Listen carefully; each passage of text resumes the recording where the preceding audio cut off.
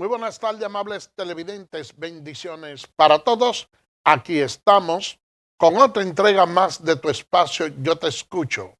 Hoy, miércoles 21 del mes de agosto del año 2025. Un miércoles, señores, con muchas informaciones. La ADP allá en Santiago condiciona el inicio escolar para el próximo lunes a que las autoridades se junten con los directivos de los sindicatos para ello tratar de ponerle freno a las actitudes que entienden que resultan atropellantes para algunos de los profesores.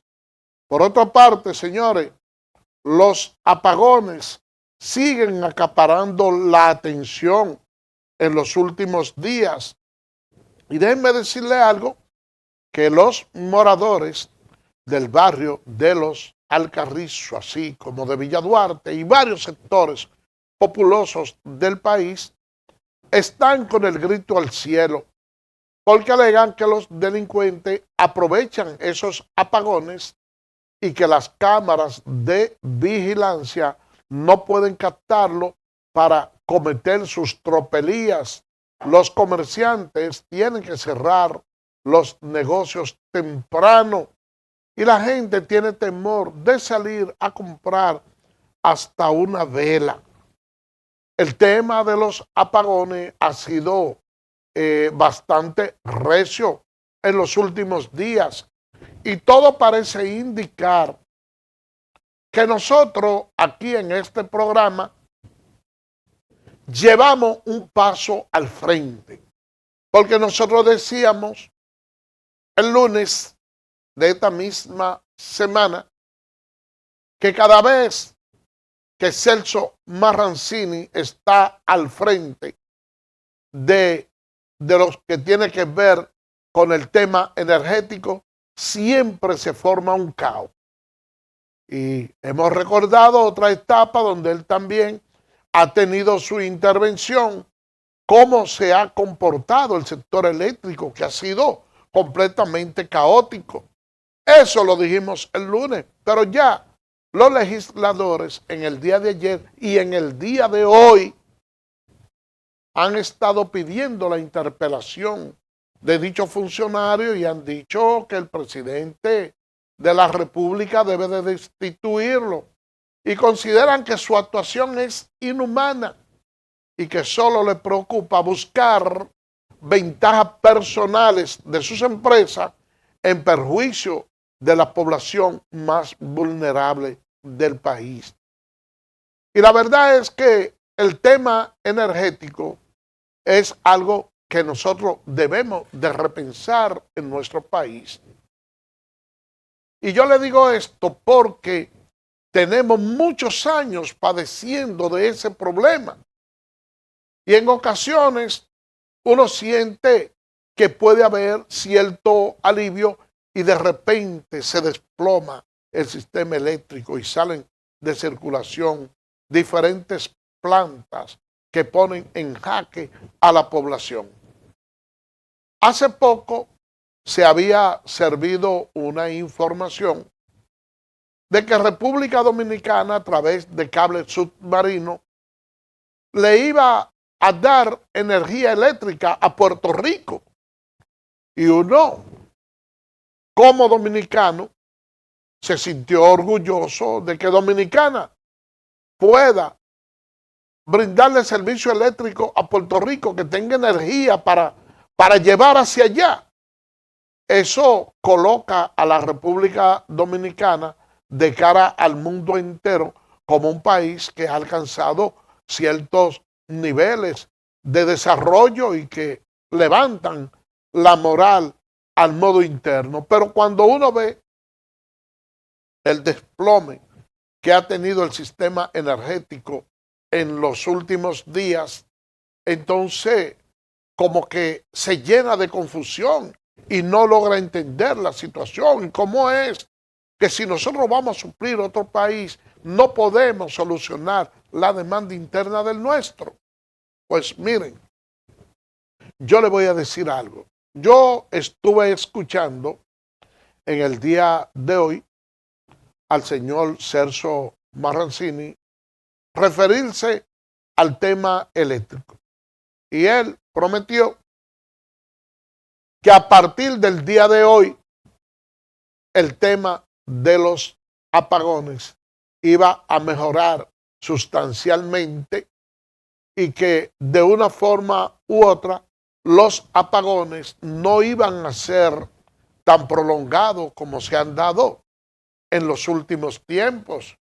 Y llamó mentiroso a aquellos que han venido diciendo que realmente hemos perdido capacidad de la producción energética. Y ha dicho que no, que esa parte no es así y que nosotros nos hemos mantenido hasta cierto punto brindando un servicio energético igual o mejor que en otras ocasiones, y le atribuyó el problema a la gran cantidad de sargazos que se encuentran en las aguas del océano. Ha dicho que eso ha provocado que exista los apagones más prolongados porque el sistema de enfriamiento de las plantas se ve mermada por la cantidad de sargazo. Y a veces uno piensa que se trata de problemas que, si bien es cierto, afectan la producción de energía eléctrica, pueden ser prevenibles, porque la fecha en que se produce el sargazo todo el mundo la conoce. Entonces hay que tratar de tener unos planes de contingencia y de poder habilitar aquellas plantas eléctricas que de una forma u otra no son tan afectadas por el sargazo, por si hay que reducir la merma de una, que la otra esté lo suficientemente preparada para poder suplir el servicio que ha dejado de dar la que tiene menos sargazo. Él lanza un reto y dice que para el próximo año eso no va a suceder porque se han tomado todas las medidas preventivas para evitar ese colapso. Sin embargo, los legisladores están pidiendo la interpelación de él y están pidiendo inclusive que luego de ser interpelado también sea destituido, y le atribuyen a los apagones a falta de gerencia dentro del suministro del servicio. Mientras tanto, señores, sectores como Tireo, que tienen fama de ser eminentemente pacíficos, se han lanzado a la calle. Y déjenme decirles que el problema energético ha hecho que la popularidad del presidente baje en términos de popularidad, porque este es un tema que es bastante sensible, al igual que el precio de los artículos de primera necesidad, de manera especial el pollo. Ojalá que de una forma u otra nosotros podamos tomarle la palabra a Celso Marrancini, que ha dicho que a partir de hoy ya los apagones van a mermar y que la situación prácticamente estará controlada. Eso es lo que quiere uno. Miren, no hay nada más tedioso que cuando ustedes ven, como ocurrió en Residencial Amalia en el día de ayer, que la luz en hora de la madrugada se va. Cuando usted está, y desde temprano de la noche, cuando usted está en un lugar encerrado, habituado ya a dormir con un aire acondicionado, y usted se encuentra con esa habitación completamente oscura, esa es una situación desesperante, sobre todo en esta época que hace tanto calor, y que cuando usted está en medio de esos problemas, teniendo problemas cardiovasculares, usted encontrar una persona teorizándole y diciéndole que no, que tiene controlado la situación, es algo que es completamente irritante. Ahora bien, yo le voy a decir algo. Nosotros tenemos mucha pérdida en el suministro de la energía eléctrica. El Estado Dominicano, consciente de la pobreza que entraña algunos sectores que son subsidiados en el sistema energético, ha hecho que eso inclusive agrave un poco más la situación de la energía. Si hay alguien que viene de las entrañas de los sectores más humildes, es quien le dirige la palabra. Pero yo estoy de acuerdo en algo, y es que todo el mundo debe pagar la energía eléctrica, aunque sea en una mínima proporción. ¿Y por qué yo le digo esto, señores? ¿Qué más importante para un ser humano? ¿Tener luz o chatear por un celular? Para mí no hay nada más importante que la electricidad. Sin embargo, usted va a diferentes hogares, no importa, por más humilde que sea el sector o el campo donde usted viva, se dará cuenta que hay personas que aún cuando no tienen luz tienen hasta tienen celulares. Entonces, si una persona, usted le cobra por ejemplo, al mes 150 pesos, ustedes saben lo que va a suceder, que esa persona va a cuidar el suministro de la energía eléctrica. Usted pueden determinar fácilmente dónde no se paga energía eléctrica. ¿Cómo ustedes se dan cuenta si una gente paga energía eléctrica o no? O ustedes pasan a las 12 del mediodía y ustedes ven las bombillas de alto consumo encendidas.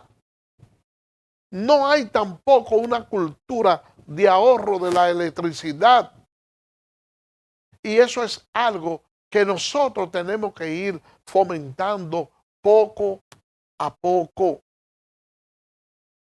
Bien decía Celso Marrancini de que de cara al futuro la situación en el suministro energético va a tener un cambio y que eso se debe a que se están dando los pasos necesarios para que la población en sentido general tenga su contador, y el contador que cada quien deberá utilizar de cara al futuro será un marcador, un medidor inteligente.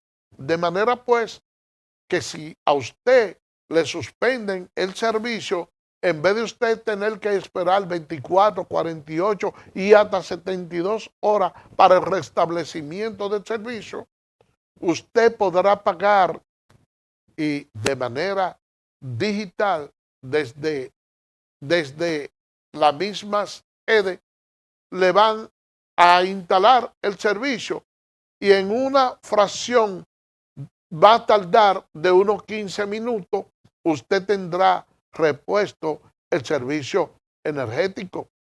Ojalá que sea así. Ojalá también que la persona puedan comprar, así como usted activa un celular comprando un paquetito por 2 o 3 días, que usted lo pueda hacer igual con la energía eléctrica, porque resulta que hay personas que echan el día entero fuera de su casa y otros que trabajan en el interior, que llegan los fines de semana a sus hogares.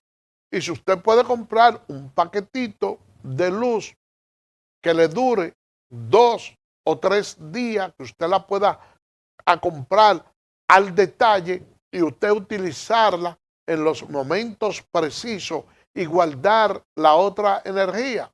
Señores, sería un palo. Sería igual que si usted tiene un celular y usted le compra recarga para hablar 1 hora y usted decide administrar esa hora. Bueno, yo la compré por 2 días, pero yo voy a echar el día entero fuera de la casa. Yo apago mi servicio y cuando regrese la pongo y usted guarda esa energía. Eso sería lo idóneo. La República Dominicana ha mostrado ciertos niveles de avance, pero esos avances deben de reflejarse en todos los servicios básicos y en todo el quehacer nacional. Vamos a hacer una pausa y regresamos en breve.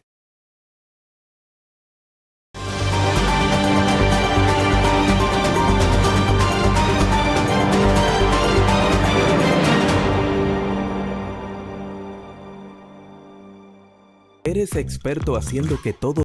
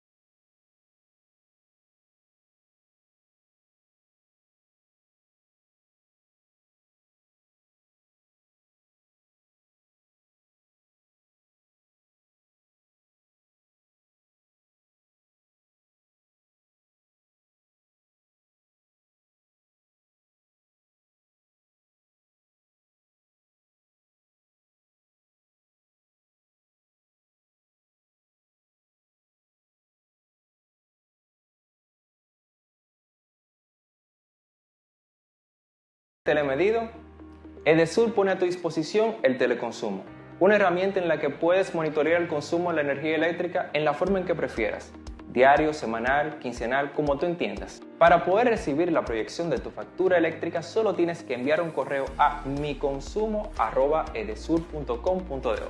Tú tienes el control, lo que tú consumes es lo que tú pagas.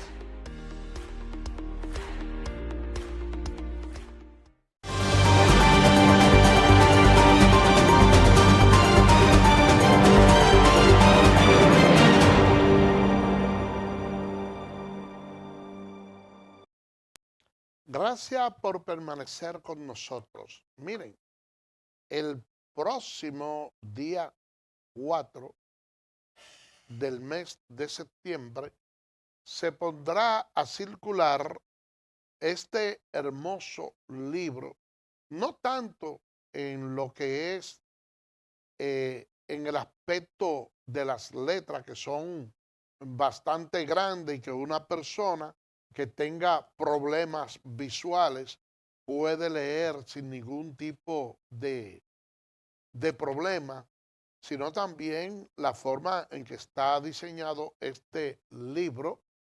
Señor director, este libro es Antropología y Filosofía del Cooperativismo, escrito por el ingeniero Quilvio Madera, una de las personas que tiene un erudito en materia de cooperativismo, una de las personas que tiene mayor conocimiento dentro de ese ámbito. Así que nosotros estaremos, Dios mediante, el 4 de septiembre en el Paraninfo de la Universidad Autónoma de Santo Domingo, haciéndole compañía a Quilvio Madera en la exposición del libro Antropología y Filosofía del Cooperativismo. Miren, señores, vamos a cambiar de tema porque la Asociación de Profesores de Santiago ha subordinado el inicio de clase el próximo lunes, a que las autoridades, de que el ministro de Educación vaya y se reúna con ellos en Santiago para limar algunos conflictos de intereses que a los fines tiene esa asociación con la representación de educación allá en Santiago. Y yo le voy a decir algo, miren, cuando nosotros hablamos de educación y hablamos de salud, estamos tocando dos temas que son los ejes esenciales de una sociedad. Cuando ustedes buscan los tres principales fundamentos de cualquier nación, está la educación, la salud y la alimentación. Entonces, aquí con mucha frecuencia vivimos envueltos con temas que de una forma u otra laceran los tres puntos. Con relación a lo que es la educación, hay algo que para mí resulta un tanto complicado de entender. ¿Y por qué yo le digo que nosotros en nuestro país, si hay algún tema que debería no ser agravado, es el de la educación? Porque es el único renglón al cual se le otorga el presupuesto contemplado en el Producto Bruto Interno. El sistema de la educación recibe más que el de la salud, que debiera ser todo lo contrario, ¿eh? Pero el de la educación es muy superior al de la salud. Y cuando usted se pone a observar, se da cuenta que uno de los mayores gastos de inversión que hace el Estado en este momento se va en lo que es la nómina de los profesores. ¿Merecen los profesores buenos salarios? Claro que sí. Yo considero incluso que no hay precio para pagarle a un buen maestro. Esa es la verdad.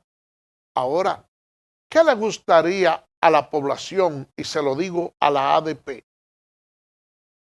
Que esos altos salarios que devengan los profesores, y cuando me refiero a altos salarios, no es que entienda que se han inmerecido o que se están sobrevaluando, no.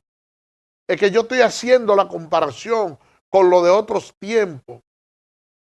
Lo poco que se le pagaba antes y el esmero que tenían los profesores antes y esa vocación dada a un buen servicio que es muy distinta a lo que estamos viendo hoy en día. Está establecido mediante una ley que hay que dar todas las clases, que no debe haber huelga dentro de los profesores. Entonces, por cualquier cosita, muchas veces se suspende la clase.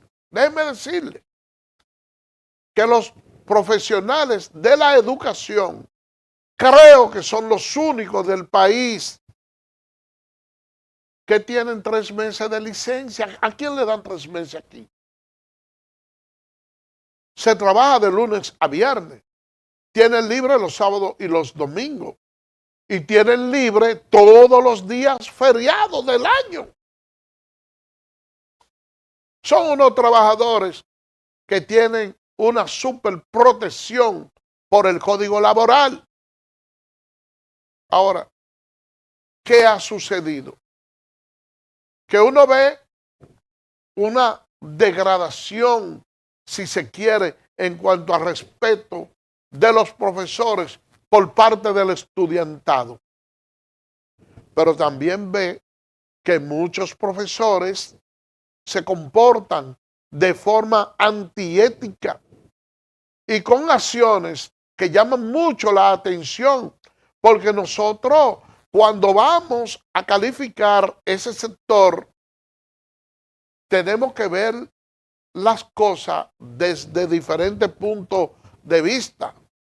Tenemos que verlo a ellos muchas veces como víctima, porque muchos estudiantes ya le han perdido el respeto, quizás por la falta de ética que muchos de ellos también exhiben, y son muchas las agresiones que se cometen por parte de alumnos a los profesores. Pero también nosotros nos encontramos con una serie de elementos que son muy distintos a lo que anteriormente uno podía ver de parte de un profesor que se comportaba a la altura como un segundo padre, pero ahora también vemos que muchos profesores incurren en violación a los estudiantes menores de edad.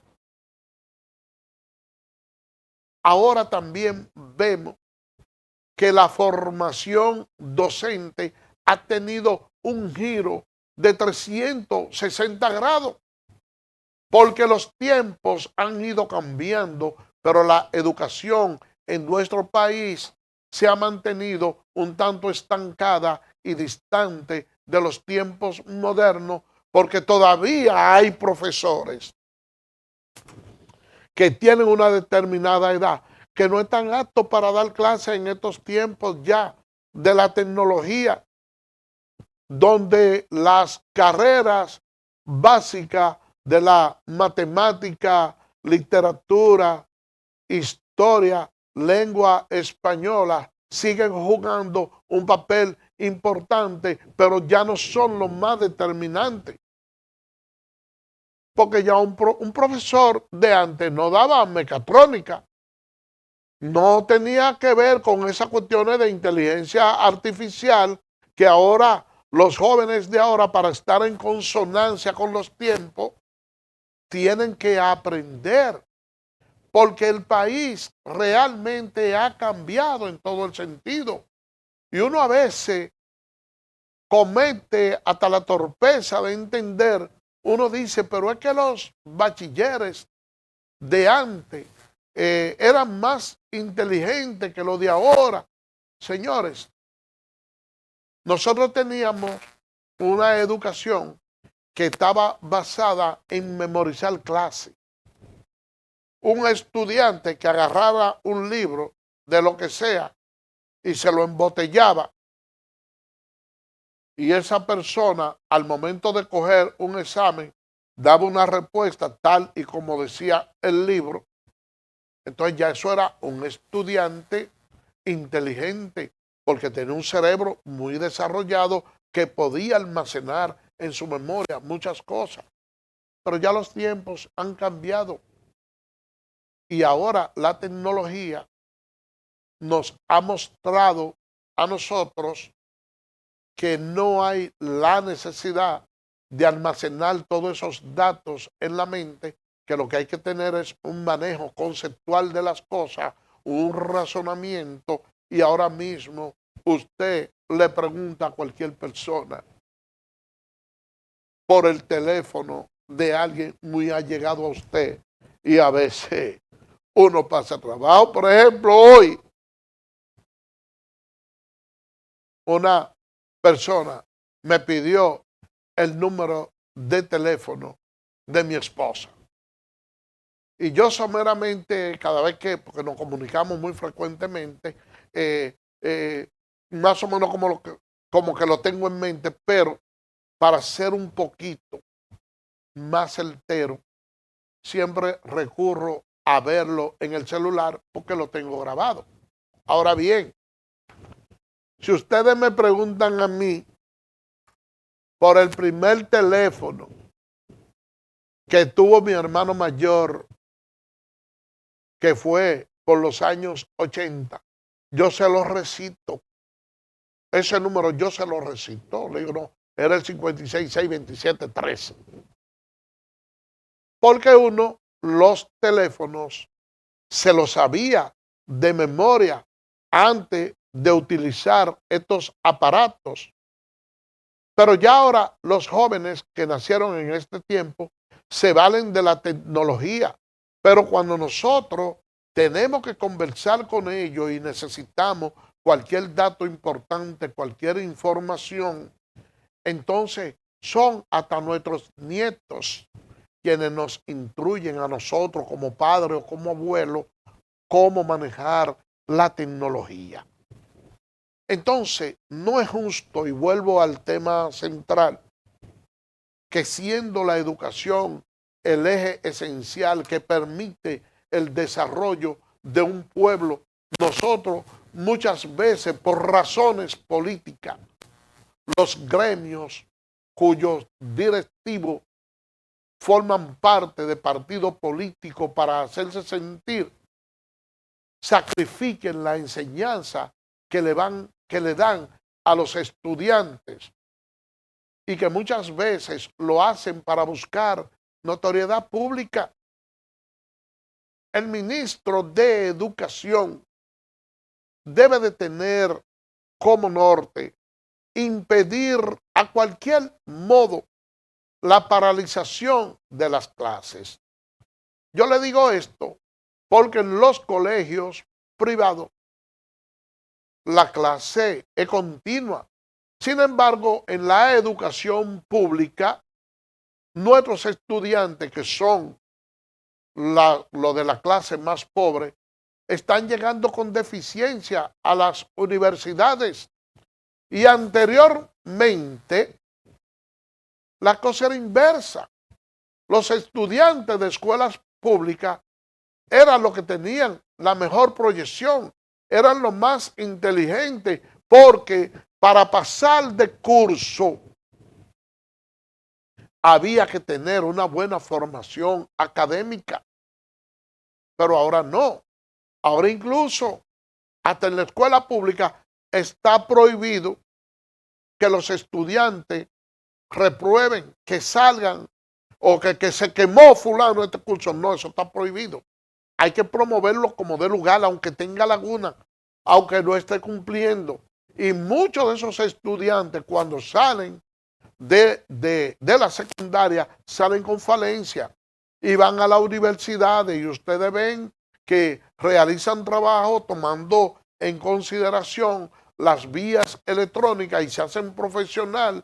Y cuando llega el momento me estoy refiriendo al mismo sector de la educación, tienen tanta laguna que la mayoría de los profesores reprueban el examen que le dan para ser profesores.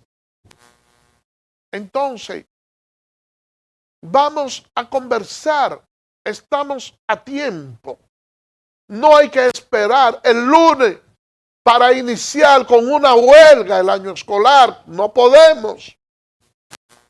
No podemos, le digo eso a la Asociación de Profesores de Santiago, que no se debe iniciar con una huelga. Se debe de iniciar con armonía y se debe de iniciar con el propósito de brindarle a la población una mejor clase estudiantil, porque la verdad es que estos profesores, algunos de ellos, no están aptos para desempeñar el oficio que lo están haciendo, y tanto, y no porque lo diga yo, sino por la cantidad de ellos que reprueban cuando le dan los exámenes de admisión para ser profesores. Vámonos a una pausa y regresamos en breve.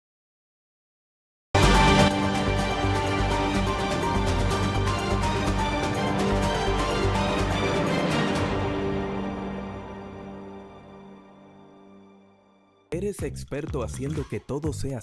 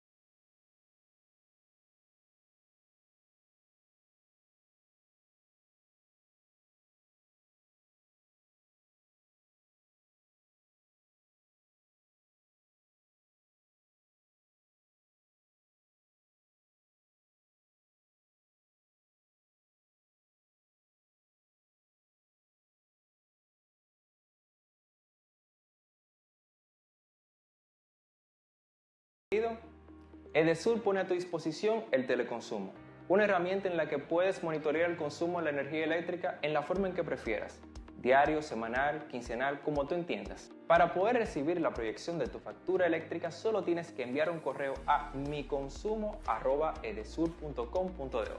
Tú tienes el control, lo que tú consumes es lo que tú pagas.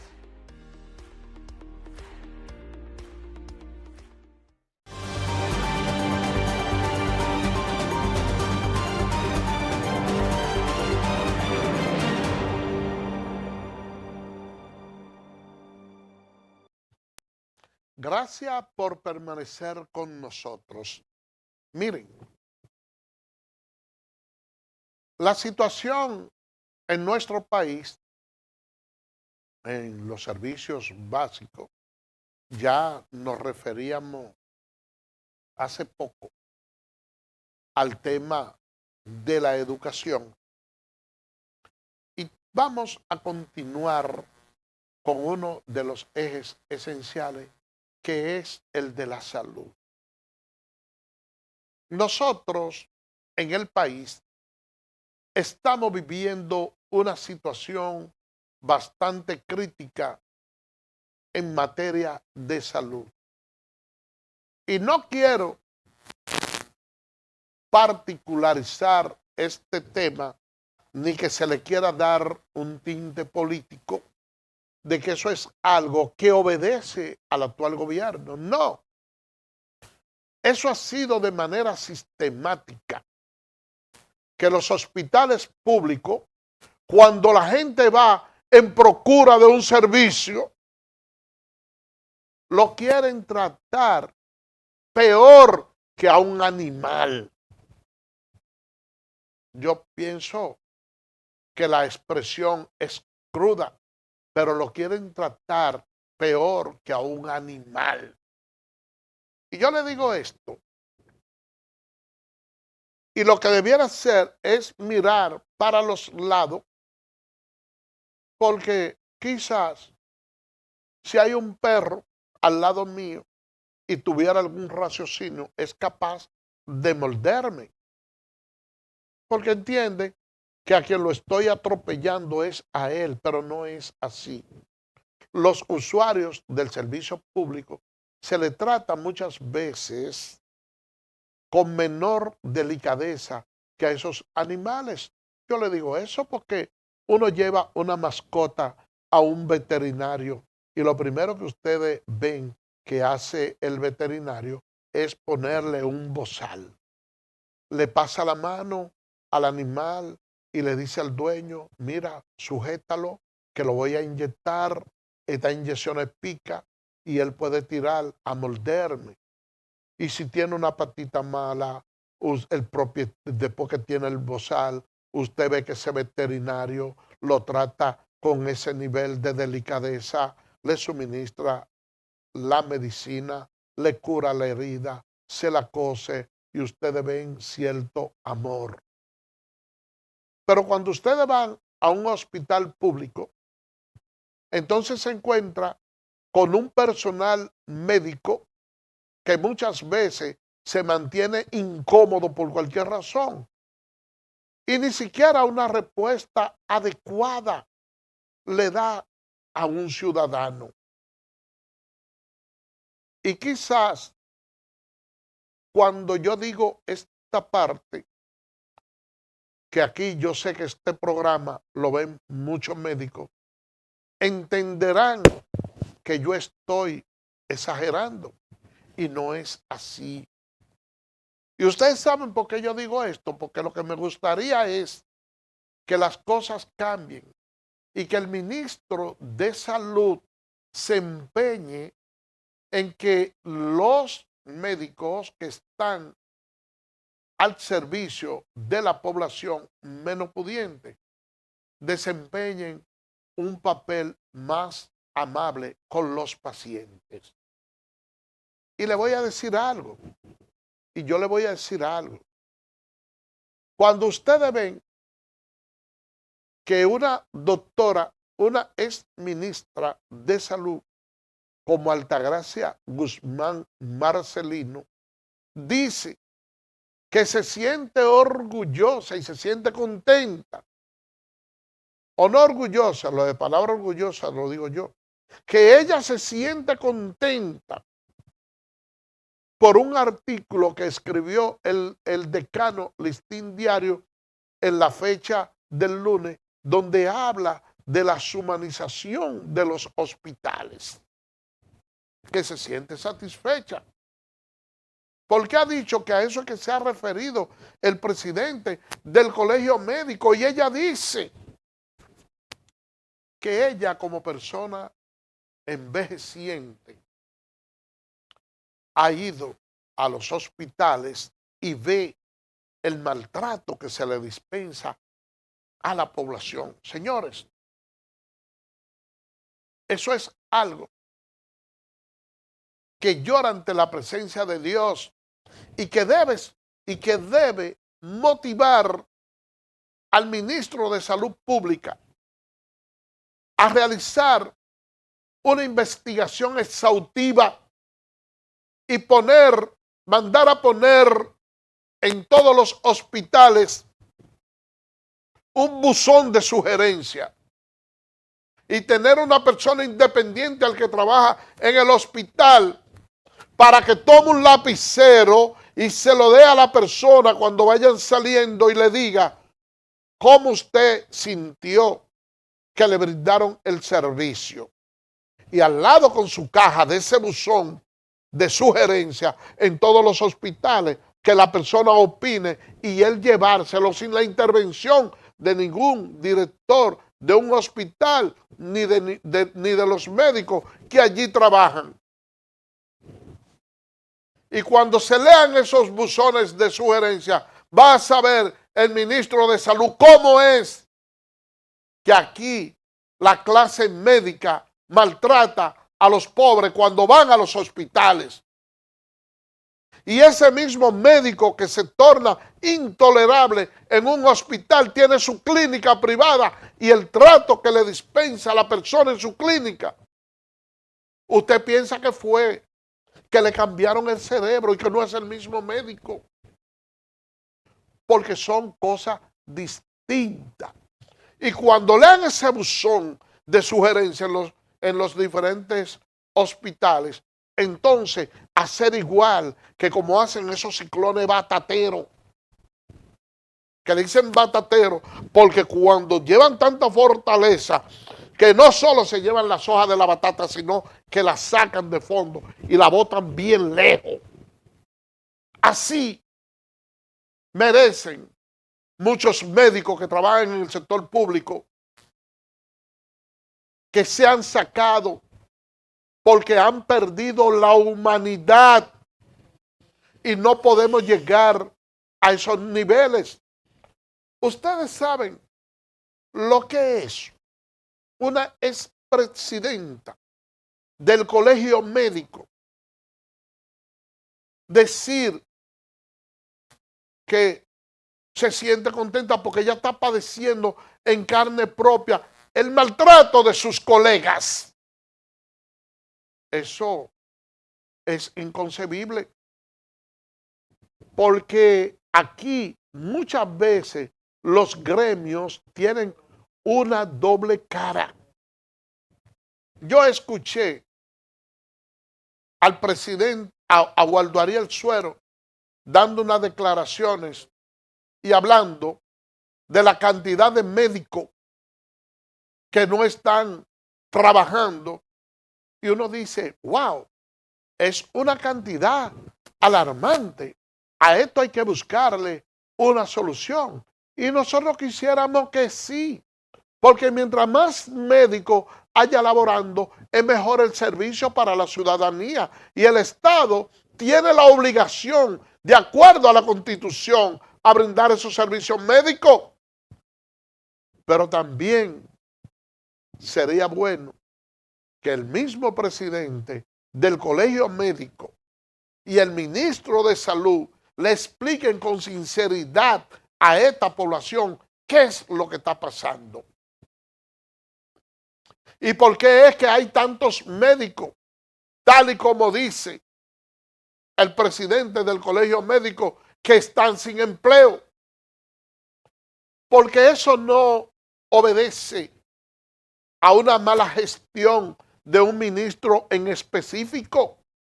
Eso obedece a un mal sistema que tenemos nosotros en el ámbito de la salud. ¿Y por qué yo le digo que la falencia es sistemática? Bueno, porque eso está estipulado dentro de las leyes. ¿Qué es lo que sucede básicamente aquí con el sistema de la cantidad de médicos que hay desempleados? O que hay personas que tienen que si yo cuántos años trabajando en el área de la medicina y de acuerdo a la ley, oigan lo que les estoy diciendo, de acuerdo a la ley, cuando cumplen la edad de 60 años deben ser pensionados. Pero ¿qué sucede? Que nosotros vivimos en un sistema tan malo que cuando ese médico deja de trabajar, entonces se va para su casa con un salario que muchas veces es equivalente al 33% de lo que gana en la actualidad. Oigan qué aberración. Pero cuando ese señor que se va porque ya tiene una edad avanzada para su casa a devengar la tercera parte de lo que gana, entonces viene el sistema. Oigan bien, el sistema lo excluye de la seguridad social a una persona que ha entregado su vida para salvarlo de los demás. Muchos de ellos cuando el COVID murieron luchando para salvarle la vida a otro y quedaron afectados con una serie de enfermedades. Entonces esos médicos los saca el sistema de la seguridad social y con el bajo salario que ganan, entonces no pueden costear sus medicamentos.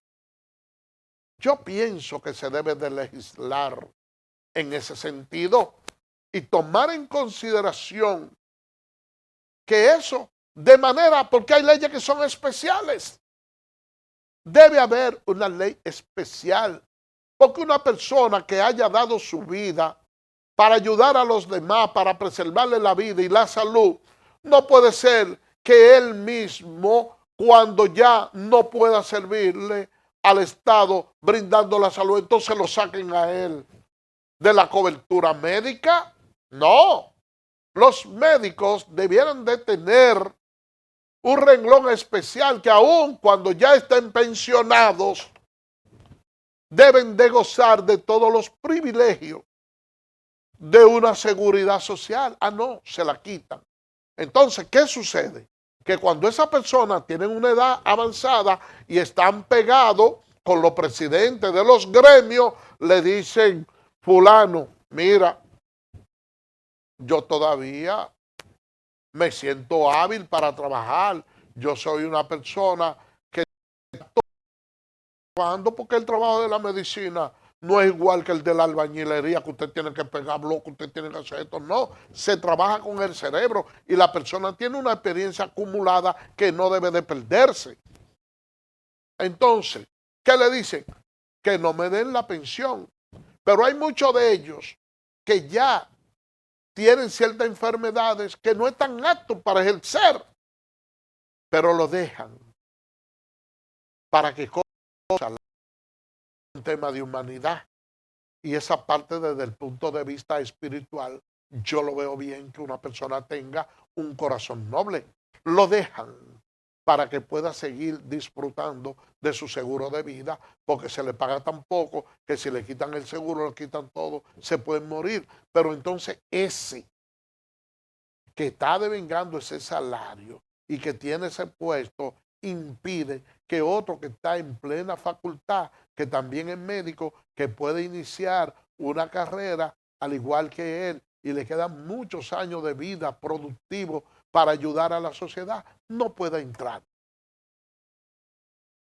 Y ahí está el problema. No tengo el presupuesto para seguirle pagando el salario completo a este médico que ya no puede trabajar, pero tampoco yo puedo emplear uno nuevo que sí puede brindar un servicio eficiente porque el presupuesto no me da. Y ahí es donde está ese gran dilema.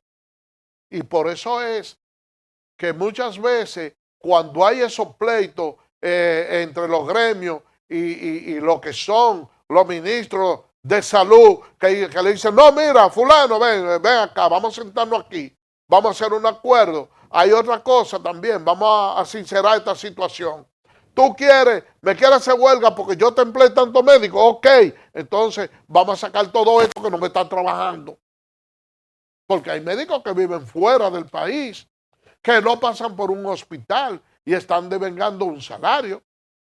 Hay otros que devengan su salario, pero también tienen su clínica privada y pican muchísimo y están en diferentes lugares, tienen 4 o 5 empleos, los que tienen capacidad porque van de ahora y ya se ha acuñado una frase en nuestra sociedad que es de aceptación cuando una gente llega y se va, pero tú hiciste una visita de médico. Porque se cree que la generalidad de los médicos no cumple un horario, pero hay quienes sí cumplen esos horarios. Ojalá, señores, que esos servicios puedan regularizarse. Hablamos de la educación, hablamos de la medicina y hablamos de otro renglón importante que es el de los alimentos. Salud, educación y comida. Señores, lo que está pasando en el día de hoy con los artículos de primera necesidad es una situación bastante difícil. Y yo veo como un tema que es bastante serio y que realmente la población ha tomado muy en cuenta, que es la carestía de la carne de pollo. Ustedes ven cómo los partidos de la oposición que hacen un trabajo formidable a esta sociedad. Porque cuando hay un partido de oposición que sabe hacer una oposición constructiva, la sociedad se beneficia de eso. Y yo le pongo, por citarle un ejemplo, ustedes vieron que se hicieron unas denuncias de que allá en la ciudad Juan Bosch no estaba llegando el agua y la poca que llegaba era un agua turbia y que ese servicio estaba deteriorado. Eso motivó que el ministro administrativo de la presidencia fuera a esa localidad y de paso le siguió el director de la CAT, Fellito Suberví, y el problema del agua en la ciudad Juan Bosch se quitó ese ruido. Ahora mismo tenemos una carestía en la carne de pollo.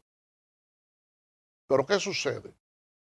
Que en el día de ayer, el doctor Leonel Fernández, que diríamos que es el principal líder de la oposición, dio unas declaraciones que no estuvieron a su altura, porque todo el mundo le reconoce, independientemente de que tenga cierta diferencia con el doctor Leonel Fernández, le reconoce ser un político de mucha capacidad, un político que tiene capacidad para usted más o menos conceptualizar y escucharlo.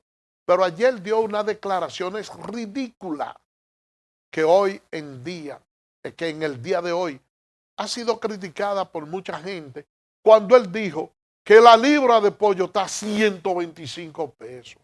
Doctor Leonel Fernández, no diga una situación igual. Porque entonces usted que está en la oposición continuará en la oposición. Porque cuando usted salta con una cuestión así, yo he escuchado personas de poca formación expresarse en unos términos desconsiderados a su persona, que eso es innecesario. Porque ya hoy en día la clase política no le puede decir a la población lo que quiera, porque ya los tiempos han cambiado. Porque, sin embargo, todo el mundo tiene ahí un celular y pregunta en Google, ve acá, precio de la carne de pollo, y le ponen en todos los lugares como lo venden y los precios a 79, 80, esto, y le dicen hasta dónde lo ponen. Pero cuando usted le agrega 45 o 46 centavos más tratando de dar un impacto noticioso, entonces usted dijo lo que quiso, pero entonces tiene que escuchar lo que no quiere. Me ha dado pena ver la forma en que usted ha sido desconsiderado por querer ser extremista en el tema. Señores, el que no puede ser extremista soy yo, porque ya el señor director desde hace un ratito me está haciendo señas que debo de irnos. Yo le hago la invitación para que mañana a las 4 de la tarde nos juntemos nuevamente otra vez con el programa Yo Te Escucho. Así que bye bye.